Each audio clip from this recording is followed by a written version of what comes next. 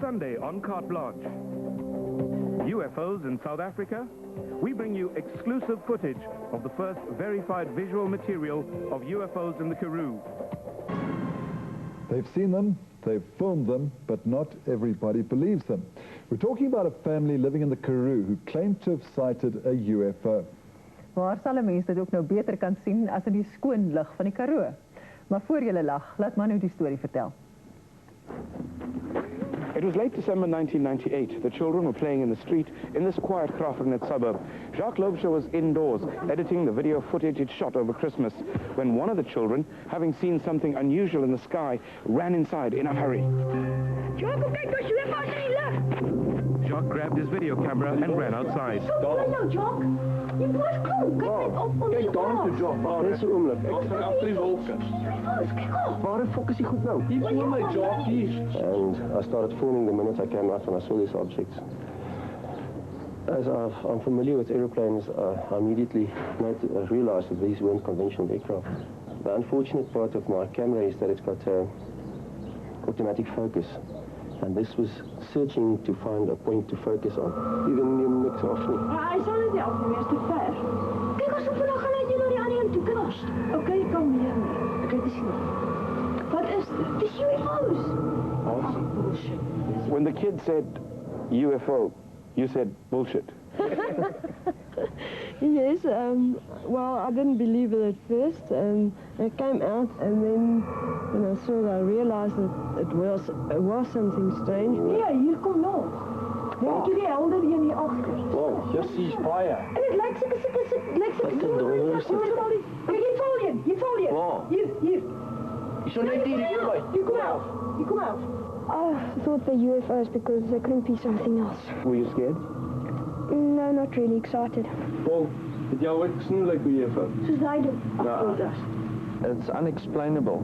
Anything, it could be anything. I just see a little white thing in the sky that says to other kleren. The Loubsers counted 8 to 10 triangular objects, shiny gold in color, switching to red and blue when stationary. They were moving in a northerly direction, and Jacques managed to capture 5 minutes on video. But being a well-respected businessman from an established family in Graaff-Reinet, Jacques feared his sighting would be laughed off as a flight of fancy, and so he kept the footage locked away for nearly a month.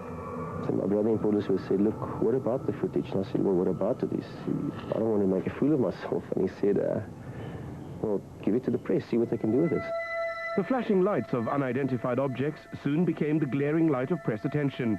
But Jacques needed to verify that his UFOs were not just the work of some fun-seeking prankster. That's no flying saucer, it's a flying hubcap. It's one of the methods that's been used for decades to fool the public. But how do you tell a flying hubcap from the real thing? UFO investigators have for many years been trying to distinguish the real thing from hoaxes or even misinterpretations of natural phenomena.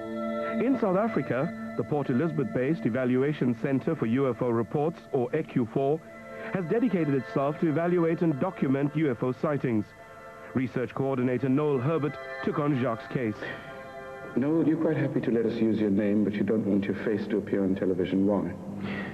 I feel that if people can recognize me, certain doors will close. If we visit people, possible witnesses, we would be identified, and that infringes on the confidentiality that we have between ourselves and witnesses.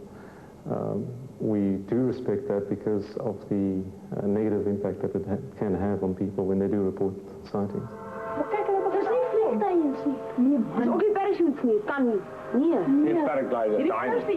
There were a few things that the investigators had to establish, whether the objects seen over Graaff-Reinet were aircraft, paragliders, or weather balloons. They established that there were no paragliders or weather balloons on that day, and no aircraft flying overhead at that time. After interviewing the Loubsers, Noel sent Jacques' footage away for analysis to Australia and locally to Glenn Mayer, photography lecturer at Port Elizabeth Technikon. Glenn used a state-of-the-art digital editing suite to examine the pictures. So you got the original footage. What did you do with that? What I did, Manu, was I digitized the footage onto our hard drive at a broadcast resolution, and then as we scrolled through it and watched it, you can see by stepping backwards and forwards frame by frame, we could identify streaks of light, which is indicating a motion trail, you know, as something is moving quite fast. It could either be the light or the camera moving in this situation because there's no reference point.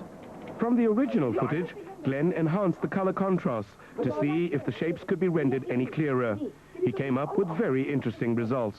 As you can see, if you look at the monitor, the one light source remains static and you get lateral motion across the frame from the other light source as it moves towards it.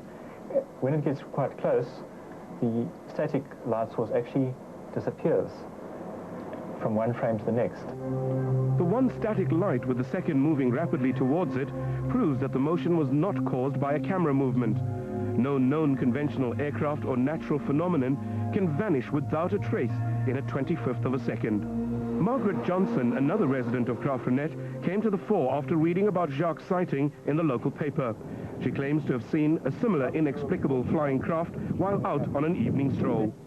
First I thought it was a skydiver, but then I realized it was not. You know, it didn't have the little man sort of dangling, and it was quite different. It was curved like that, and quite large. It was quite large. It was striped.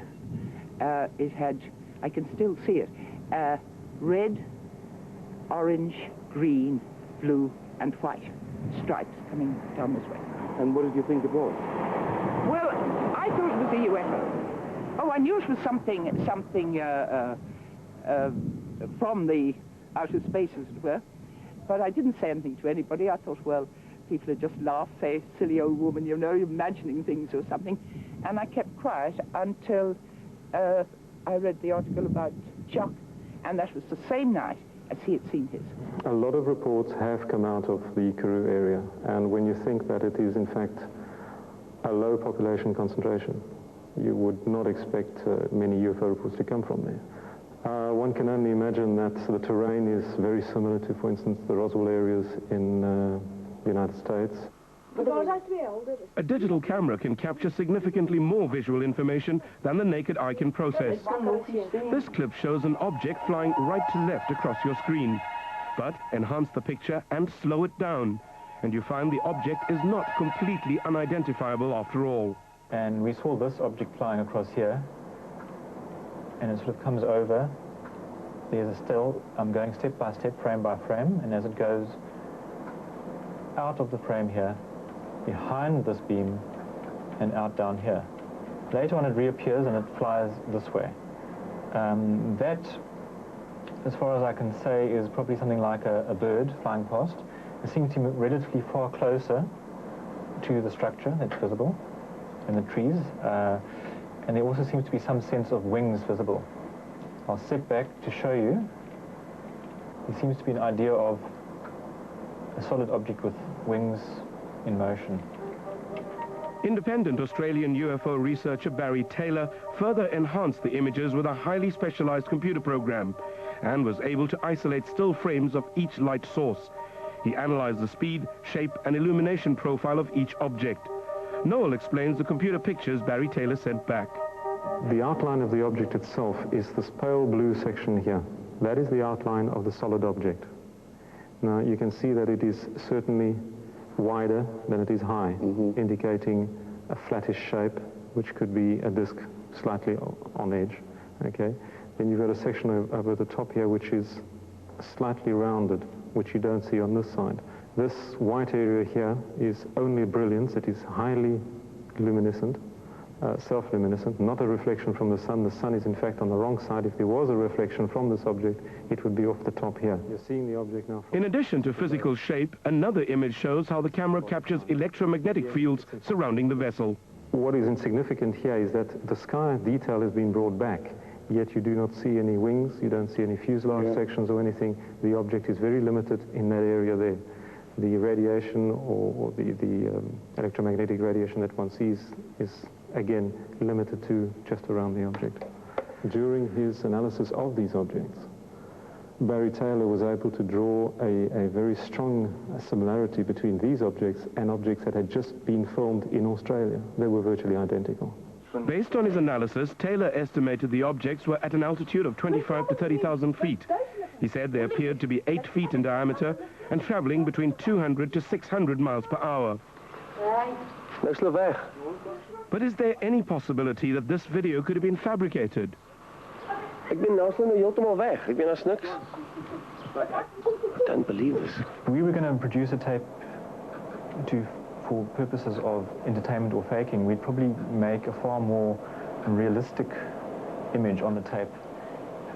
I think that the soundtrack, coupled with the innocence of the camera work, shows that it is an amateur filming. Even though the objects over Graaff-Reinet have been declared UFOs, it does not necessarily mean that they are alien spacecraft. So what are they, and where have they come from? We can only speculate. UFO stands simply for that, unidentified flying object. We do know that certain laboratories in the States and in certain other places are dealing with advanced technology. They are testing crafts that have the basic saucer shape. Why they're doing that, where that technology comes from, is debatable. Therefore, granted that we're dealing with a disc-shaped object at high altitude, capable of unconventional flight pattern, but that doesn't mean it's an alien spacecraft. It could be, but it doesn't have to be.